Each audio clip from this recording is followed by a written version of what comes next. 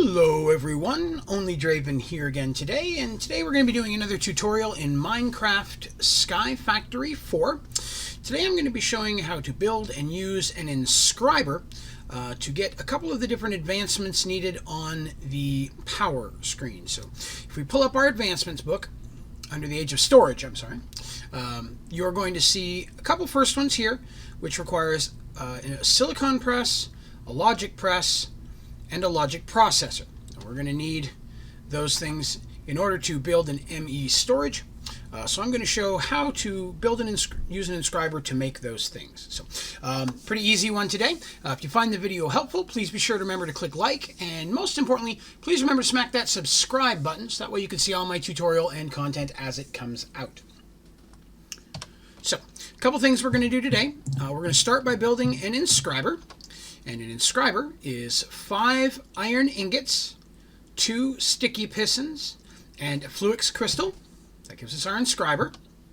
So we're going to start with one of those. And then the first thing we're going to need to make with it is going to be a cobblestone circuit mold, which in the inscriber is going to be a chisel and a piece of cobblestone. So we're going to start there. So I've already got a power source set up here. I'm just using a combustion generator for this one today. But any power source will work. So we're going to go ahead and set that down there. So when you right-click on an inscriber, this is what you see. And an inscriber has 3 different fields that you can put items into. To make what we're starting with, we're going to put the chisel up here and a piece of cobblestone there. And as you can see, this is going up. And when it hits 100%, it has created our cobblestone circuit mold. And that's basically how an inscriber works, but different things, different combinations will build specific items. So with a cobblestone circuit mold, that's the first thing that we need. So go ahead and get rid of those. And for that, next we're going to take that over to a smeltery. Now, if you're not sure how to use a smeltery or how to build one, I do have a tutorial for that on my channel that I will link on the end card of this video. So there are 2 things we're going to make here. We're going to make a silicon press and a logic press. And to make those, it's pretty much the same process. On an empty casting table, you're going to right-click the little cobblestone circuit mold we just made. All right? And then, depending on what you pour over it, will determine the type of mold that you make. So for the 2 molds that we're making today, we're going to zip over here. We're going to make the silicon press, which is molten iron poured over a circuit mold. And for the logic press, it is molten steel poured over the circuit mold. So we'll zip over there. Now, for convenience, I have already gone ahead and loaded both iron and steel into the smeltery, so that way we didn't have to wait on those to melt. Iron is the one we've chosen first. It's on the bottom. So by right-clicking on our faucet, it is going to pour and fill that up. And once it is full, it will harden into our press. So we'll wait on that.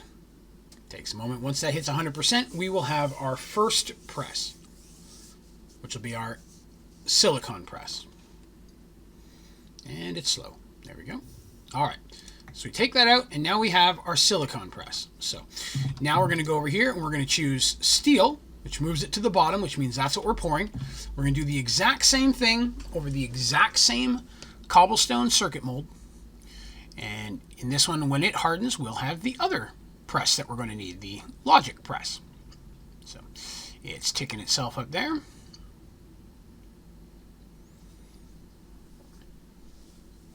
Almost.